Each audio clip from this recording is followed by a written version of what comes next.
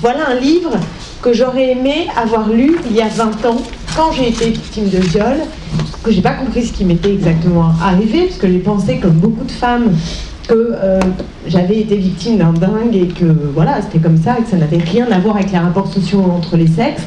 Et quand j'ai commencé à chercher à travailler, il manquait d'ouvrages théoriques qui justement posaient cette question des rapports sociaux entre les sexes et qui étaient capables d'aider une femme comme moi, comme plein d'autres, à se reconstruire et à ne pas se retrouver seule face à ce drame, face à cet événement qui évidemment bouscule profondément la vie, tout simplement. C'est un sujet qui reste associé à quelque chose qui est tabou. Les victimes en général n'ont pas de visage, le sujet n'existe pas et n'existe pas non plus beaucoup dans des travaux accessibles de sociologie, de psychologie, même de politique, c'est le moins qu'on puisse dire. Donc il manque, ça fait défaut. Et donc le livre de Lise est un travail très précieux, déjà parce qu'il existe dans un moment où on veut briser cette chape de plomb qui a commencé à être soulevée, je crois, dans les années 70, à la faveur du mouvement de libération des femmes, qui est le premier à avoir réussi à poser cette question comme un fait politique, parce que les femmes se sont retrouvées entre elles se sont racontées ces histoires-là, elles se sont rendues compte que c'était banal, et elles ont, à partir de leur vie intime, reconstruit une histoire qui est une histoire sociale et politique. Et c'est quand même une bonne nouvelle, parce qu'au lieu de se retrouver tout seul face à cet événement, d'un seul coup, on est dans une histoire sociale, et donc on peut se battre collectivement, on n'est pas tout seul face à un dingue, mais on est potentiellement des femmes, et des hommes aussi, il faut le dire, face à un rapport social entre les sexes qu'on peut donc déjouer, en tout cas dans la durée, tenter de déjouer. Donc briser le silence, parler de ce thème, faire qu'il existe, travailler concrètement sur ces histoires, c'est déjà un fait qui me semblait très intéressant. Mais le livre de Lise, il va beaucoup plus loin, et je voudrais juste dire un mot de ça.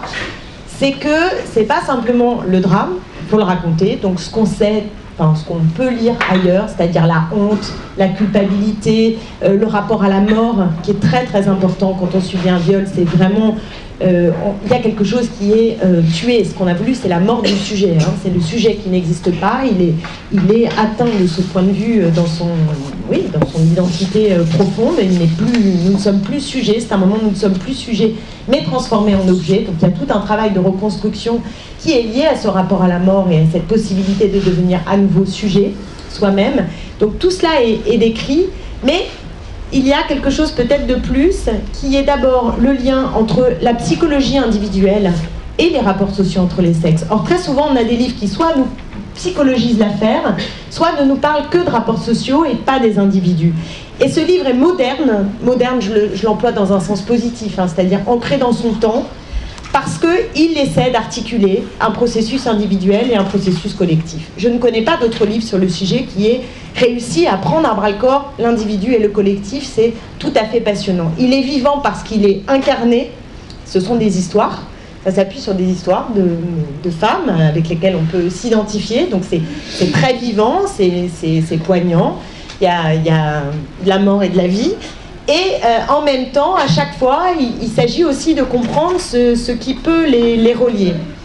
Et ce qui est aussi très, je crois, novateur, mais qui fait partie un peu de l'air du temps, c'est de ne pas simplement partir de ce qui ne marche pas, de ce qui tue, etc., mais d'essayer de comprendre, c'est le chemin de la reconstruction. C'est-à-dire finalement, qu'est-ce qui permet à des femmes de revivre et pas simplement de survivre après un viol.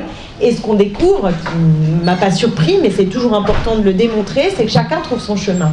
On n'est pas identiques les unes aux autres, on a des histoires qui ont eu lieu avant, donc ça ne nous touche pas de la même manière par rapport à ce qu'on a vécu avant. Il y a des femmes qui sont plus fragilisées face à un viol, il y en a d'autres d'ailleurs qui s'en sortent. Il y a des femmes aussi qui pendant un temps ont l'impression qu'il ne s'est rien passé, puis d'un seul coup ça leur revient sur le... Voilà, ça réapparaît de façon violente. Il n'y a pas une seule façon de vivre après un viol, et on n'est pas simplement obligé de survivre, on peut vraiment revivre, et pour cela je crois que c'est important d'étudier les façons dont des femmes ont réussi à vraiment s'en sortir. Parce que c'est un point d'appui pour toutes celles et ceux qui accompagnent les victimes de viol demain, de savoir par quels moyens on peut aider une femme à s'en sortir. Moi, ça m'a été utile, je pense que c'est utile pour les femmes victimes, C'est utile évidemment pour tous les professionnels, et ils sont très nombreux, parce que ça touche en réalité de très nombreux secteurs. Le moment où une femme va dire qu'elle a été victime, ça peut se retrouver dans un cadre amical, mais ça peut être devant une assistante sociale, chez un psychologue, dans une PMI. Il y a plein de lieux où d'un seul coup une femme peut se sentir... Enfin, c'est le moment, quoi. C'est le moment d'en parler, et les professionnels ou les amis ne sont pas toujours, comment dirais-je, bien outillés. Et on dit souvent plein de conneries, faut pas se raconter de salade. Quand on ne sait pas, ben on ne trouve pas toujours les mots, et parfois on peut dire des choses qui font que les femmes se referment, et qui ne les aident pas, mais qui au contraire les renferment dans un processus qui est un processus assez mortifère. Et donc il faut tirer le fil, qui est le fil de la vie, et je crois que Lise a fait ce travail, et je vous recommande de lire avec attention ce livre. Il se lit comme un roman, j'allais dire, enfin, c'est-à-dire il se lit vraiment d'une traite, il est poignant, mais je crois qu'il est profondément utile, il faut le lire et le faire lire. Et donc je voudrais remercier Lise d'avoir fait ce travail, et j'espère qu'il va rencontrer son public, mais je le crois, tellement il y a peu de choses, et je crois qu'il y a beaucoup de gens qui cherchent à s'informer, à trouver des voies et des clés. Donc tout simplement, merci à Lise.